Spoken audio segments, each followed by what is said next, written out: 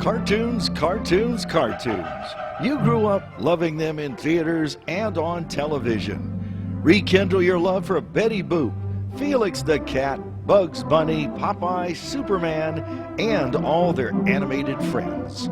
Make new friends with Bosco, Colonel Bleep, and the Funny Company Gang. The laughter never stops on ComedyMX channels. So return with us now to those golden days of yesteryear.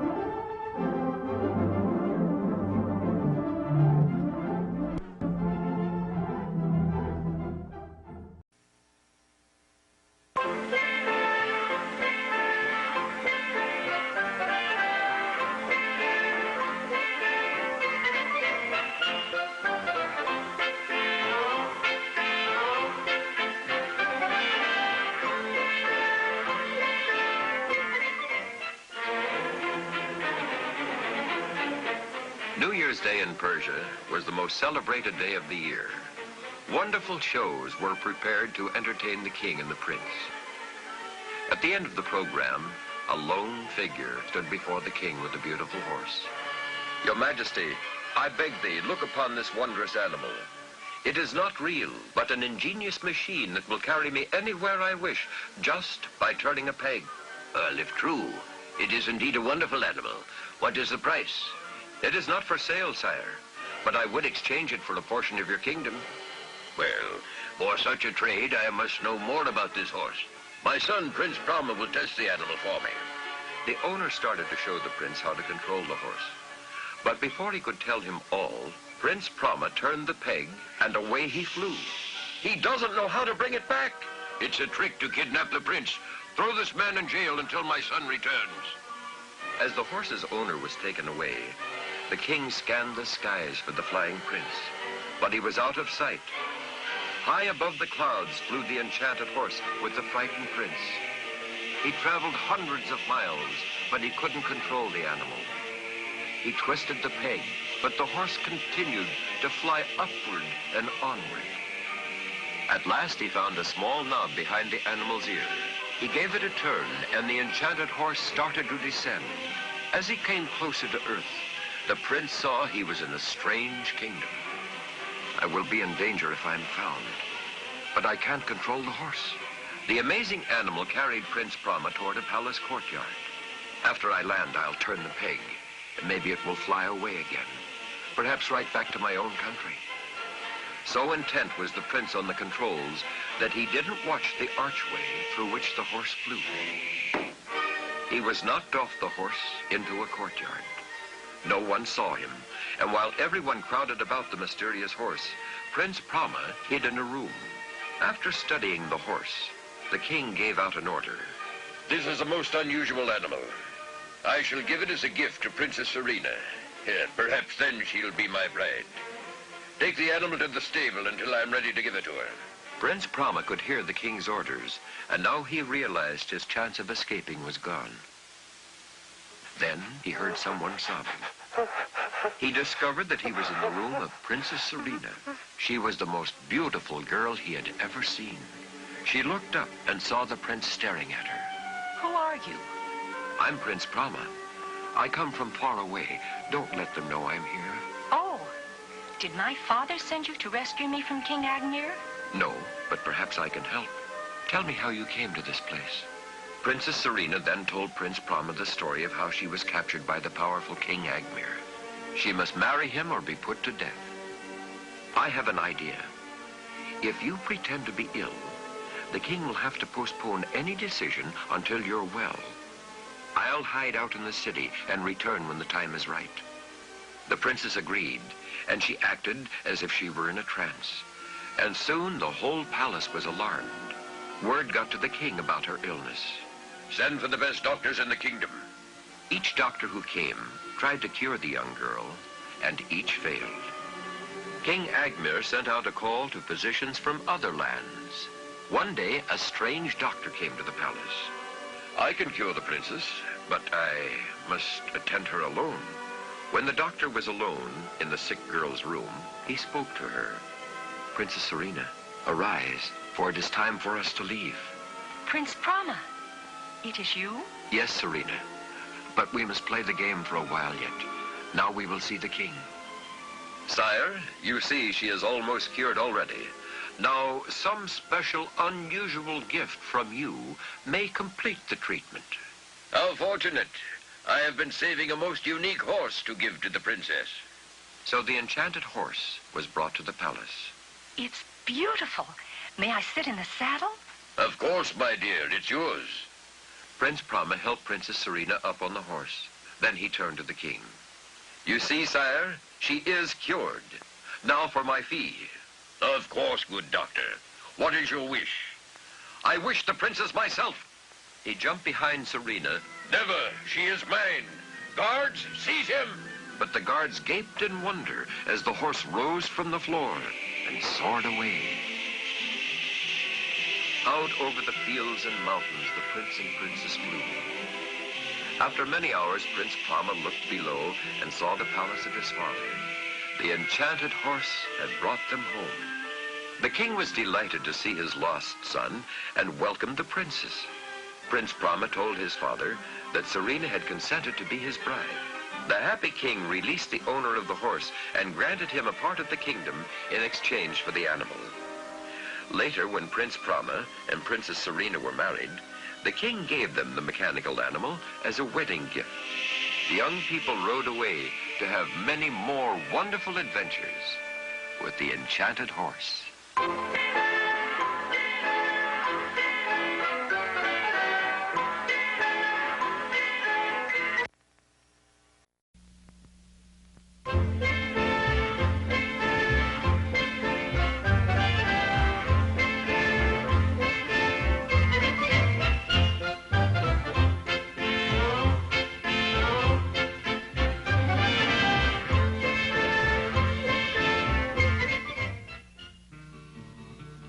Advertised in Boston, New York, and Buffalo, 500 brave Americans a whaling for to go, singing, blow your winds in the morning and blow your winds high-ho, clear away the running gear and blow, blow, blow.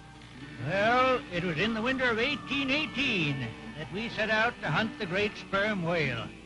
Our ship was named the Globe of Nantucket, and our captain was George Gardner of the same. It was a chill and bitter day when the command came, all hands forward, man the capstan, jump to it there.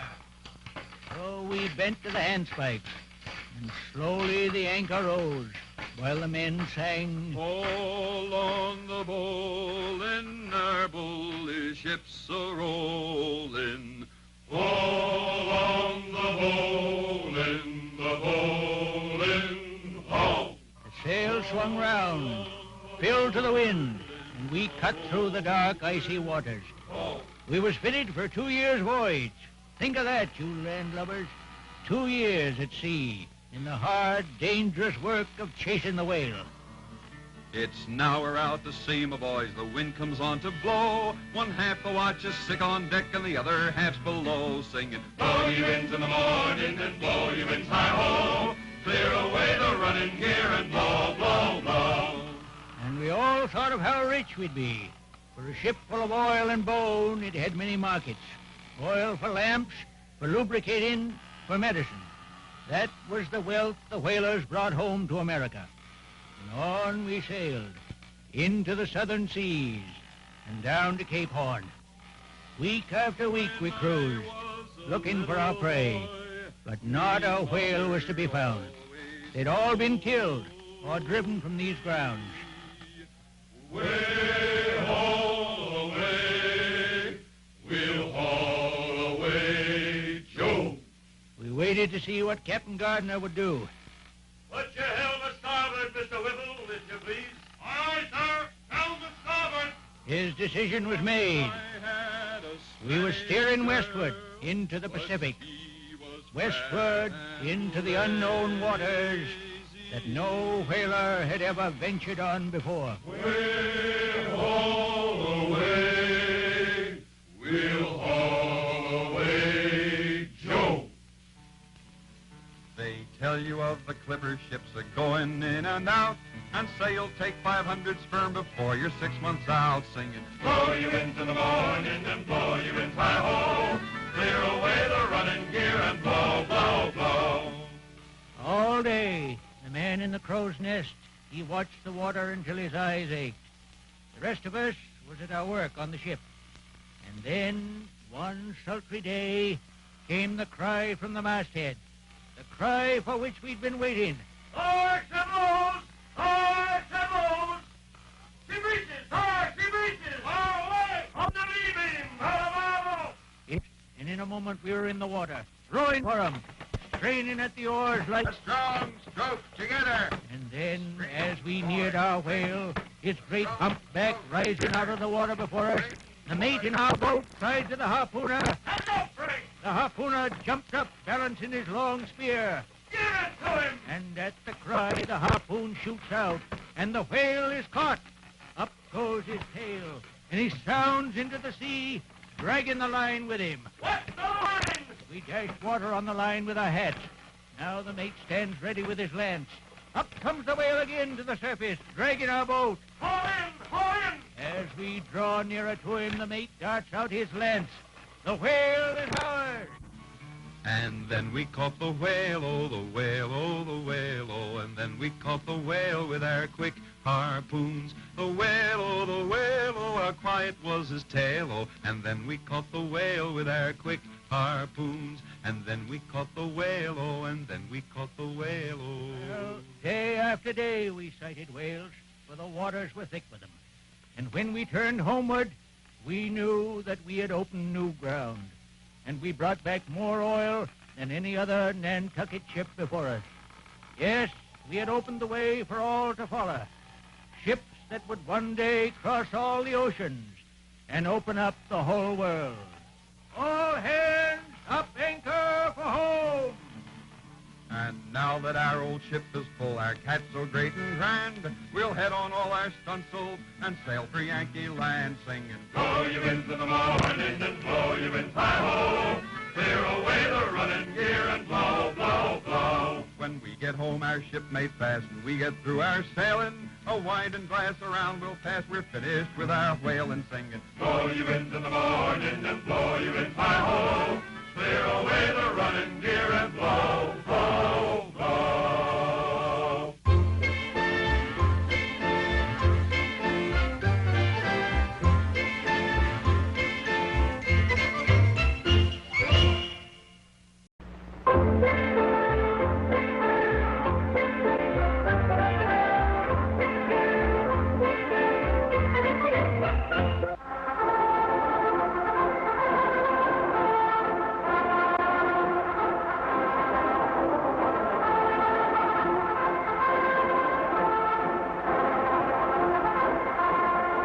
Do you recognize that music? That's right. It was the trumpet, the king's trumpet. And here's a wonderful story about that music. In a faraway land, there one time lived a shepherd king who owned many flocks and had many shepherds who tended sheep for him. One day, this king wanted to call all of the shepherds together. So he sent a runner for them. When they arrived, the king spoke to them and said, "Pay heed, ye shepherds. Henceforth, when I call ye, I will no longer send a runner. For look, I have fashioned for myself an instrument made from the horn of a ram. With it I can make many tones. So hark, shepherds. If you should hear me playing this,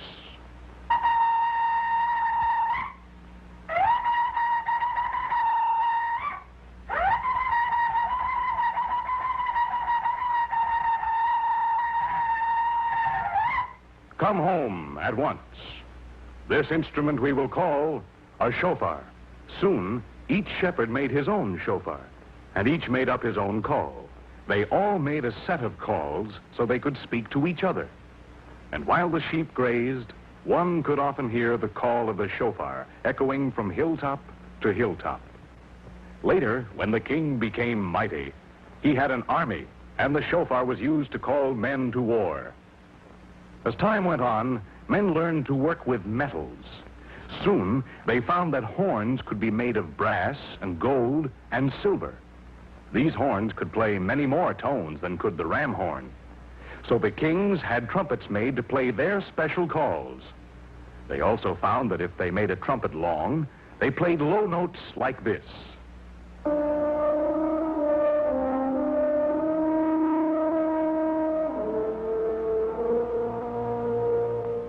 And when they made the trumpet short, they played high notes like this.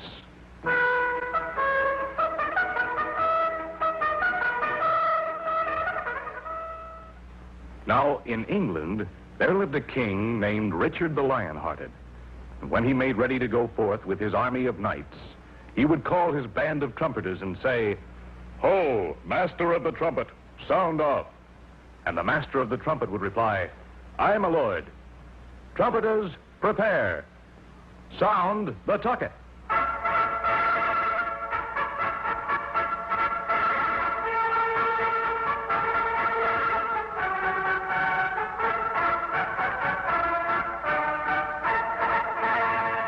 Then, as the king and his knights marched into the great cathedral for prayer, the trumpets could be heard playing music like this.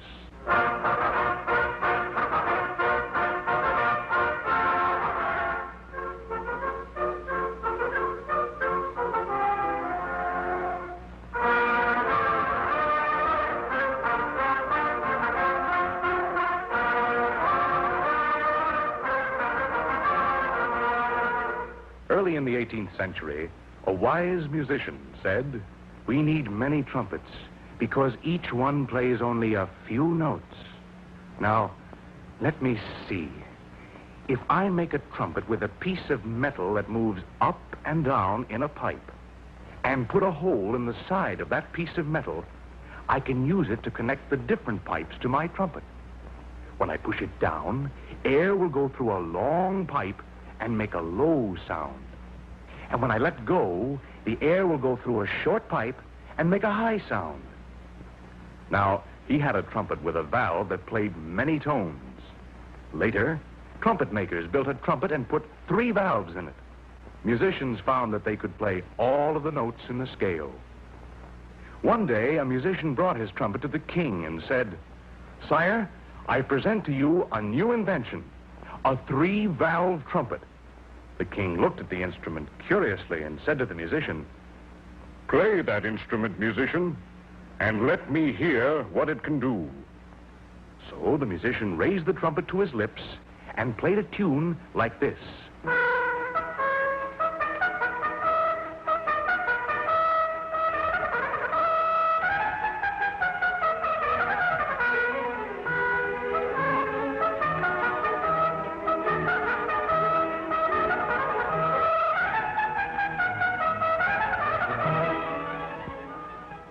The king was very pleased, and the musician was greatly rewarded.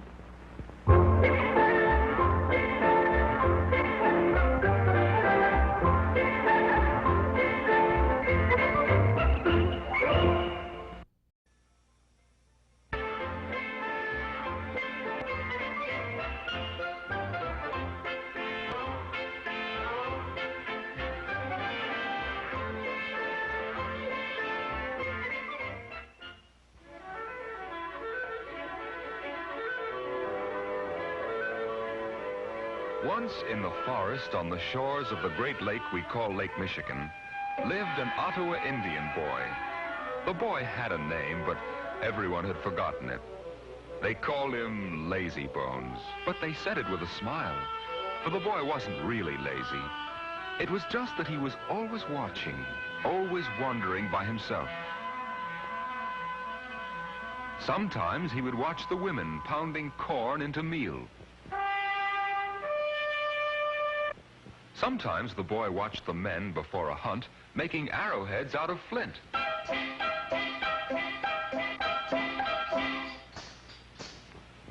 But the boy didn't help them. Instead, he went by himself, far into the woods, always quiet, always watching. He saw where the red squirrel hid its nuts. He saw where the deer drank and where the wolverine left his big paw marks. He had one friend, a little girl named Gray Fawn, and he told her stories about the woods. The woods and I understand each other. The trees are my friends. The birds and bees are my friends, and the animals come at my... One morning, Gray Fawn went to gather berries, and by late afternoon she had not yet returned. The men of the tribe found her moccasins near the lake, but they didn't find Gray Fawn. The chief, her father, cried angrily, "She must have been captured by the Saginaws."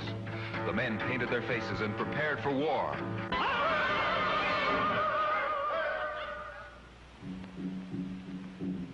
While the men prepared for war, the boy called Lazy Bones went to the shore where Gray Fawn's moccasins had been found. He said to himself, if Gray Fawn had been captured, she would have dropped her berry basket. I don't think she was captured. I think she took off her moccasins to go wading. He looked along the shore until he found a footprint in the mud. He said, she came out here and couldn't find her moccasins.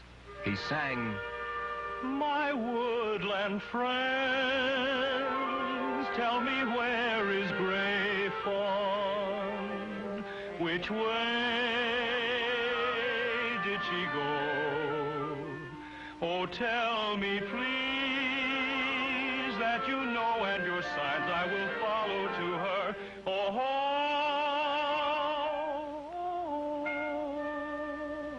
Gray Fawn and I are your friends. When the boy sang the song, a porcupine that had been gnawing young willow shoots stopped and stared at him. The boy said, I think Gray Fawn went this way to gather willow splints for a basket. He looked, and he found places where the willow shoots had been broken. He followed the trail among the willows into the forest. My woodland friends, tell me where is Gray Fawn? A squirrel ran down a tree trunk and stopped, his nose pointing. The boy looked and saw where Gray Fawn's bare feet had disturbed the leaves. Which way did she go? A rabbit jumped out of some bushes, and the boy looked and saw where Gray Fawn had pushed through. He thought, she knows she is lost and is too frightened to look where she's walking. Oh, tell me, please, that you know and your sign I will follow to her. Gray Fawn, Gray Fawn. Just then a flock of crows began to scold angrily. The boy went to the noise, for he knew that crows will scold when they're disturbed by someone who has no weapons. There, under a tree, he found Gray Fawn. The boy took Gray Fawn by the hand, and they set out for home. See, there. And when the men saw the children, they laughed with relief and joy. And the chief, Gray Fawn's father, put his hand on the boy's head and said, now I will give this boy a name. I will call him Little Hawk, for he has the sharpest eyes of all the Ottawas.